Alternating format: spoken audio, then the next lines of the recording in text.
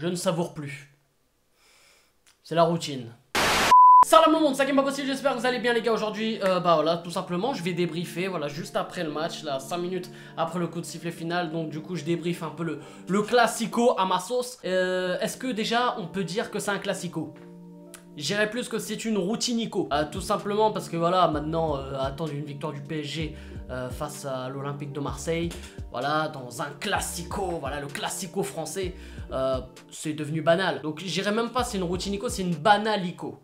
Ça passe, en plus on dirait en plus une marque de chips. Voilà, donc ce match, bien sûr, bah, on l'attendait, parce que bon, bien sûr, évidemment, c'est un classico, mais on l'attendait surtout après, après l'accident, comme dit Monsieur Tuchel, l'accident face à Manchester United, donc du coup au Parc des Princes. Donc c'était le retour des Parisiens au Parc des Princes, donc on l'attendait avec impatience. On attendait aussi avec impatience la réaction des supporters et des ultras. Bon, on s'y attendait un peu. Alors, ils avaient dit que pendant les 30 premières minutes, ils allaient pas être là, ils allaient pas chanter tout ça. Finalement, ça a duré que 15 minutes. Donc, comme quoi, tu vois, les supporters, même les supporters, tu vois, finalement, ils ont donné quand même une bonne image. Même si, bien sûr, il y a eu une banderole avec marqué « On n'oublie pas » et tout. Bien sûr, ça, franchement, c'est... Je comprends tout à fait et je comprends ces mecs là qui donnent leur vie et leur âme au club. Donc franchement je peux comprendre, j'aurais pu même comprendre que même pendant une mi-temps il n'y ait eu aucune ambiance. Et donc du coup pour en venir au match, franchement c'est vrai qu'une première mi-temps assez moyenne. Franchement très moyenne. Et bon là parce qu'en fait il est là, le gars que je vais en parler il est juste là. Et là tu vois je vais le cracher le gars. Dani Alves, cette personne. À quel moment ce mec là joue au milieu de terrain? Non, Willy Sagnol il a jamais joué au milieu.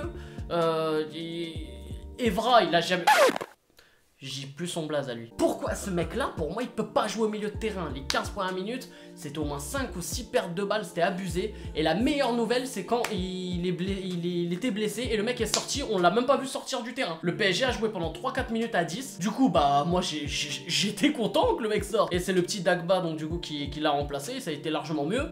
Derrière Meunier qui se blesse dans la foulée, ça par contre c'était un peu chiant. Et du coup c'est Kehrer qui le remplace. D'ailleurs je vais y venir à ce mec là. Le but qu'on met juste avant la mi-temps, franchement formidable action, ça part de Angel Di Maria et qui va être ensuite à la finition.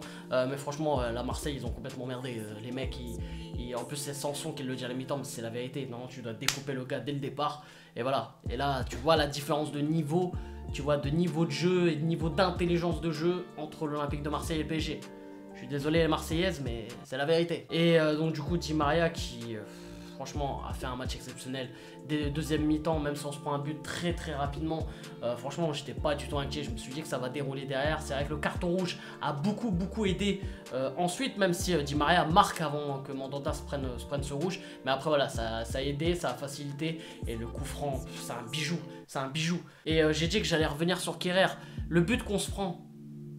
Kehrer, on en parle ou pas? La défense qu'il fait sur Ocampos, elle est juste catastrophique. Pour moi, ce mec, c'est juste une douille. À un moment, il s'est fait avoir aussi comme un bleu par Balotelli. Balotelli qui lui met un crochet, il part je sais pas où. D'ailleurs, Balotelli, lui, je crois que je vais faire un trophée de FDP à ce mec. Alors, déjà, je suis pas du tout fan du gars. Je trouve que c'est une douille intercontinentale, ce mec. Hein. Voilà, je le dis. Pas parce qu'il est Marseillais, je le disais déjà avant, quand il était à Manchester City, quand il est passé par Liverpool, pour moi c'est une douille ce mec. Et voilà, il est sorti en montrant l'étoile, tout ça frère. Même lui je suis sûr il savait même pas que Marseille avait une coupe d'Europe avant qu'il arrive. Il croyait que l'étoile, je sais pas, c'était peut-être tu vois un mec qui l'avait dessiné, il savait pas tu vois. Mais bref, pour en venir après voilà au match et au contenu, ouais après voilà ça n'a pas été un pari exceptionnel, on va pas se mentir. Le mec qui dit ouais le PSG a été ouf, tout ça, wow, ça a été un truc de malade. C'est que toi le dernier match du PSG que t'as vu c'était avec Bernard Mendy, Fabrice Pancrate. Et encore, je trouvais que ça cavalait, hein. C'était pas mal. Donc voilà les gars, pour moi, franchement j'ai rien d'autre à dire en vrai.